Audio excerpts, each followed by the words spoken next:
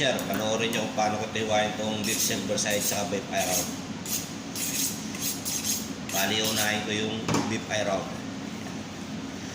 Yan, nakasiparate na siya. Yan. Ganyan lang kayo magiwa dito, almost 1 inch. Yan ang beef eye round. Yan. Pag maging meat cutter kayo, kung anong utos ng mga management, supervisor, gaano kapalang hiwa, yun lang susundin nyo mga kabutcher. Yan. Yan ang beef eye round. Yan. Tapos, sunod natin itong beef silver side. Yan. Ganyan lang yan. Nikali ka ba eh? Ha? Nikali ka? Sticker? Ha? Okay. Syukran. Saan kita ba? Chicken. Machiga jayega.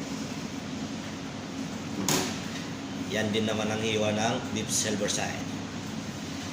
Kaya almost mga 1 inch din sugat niyan. Yan. Ganyan lang kayo maghiwa niya mga butcher. Yan ang beef silver side.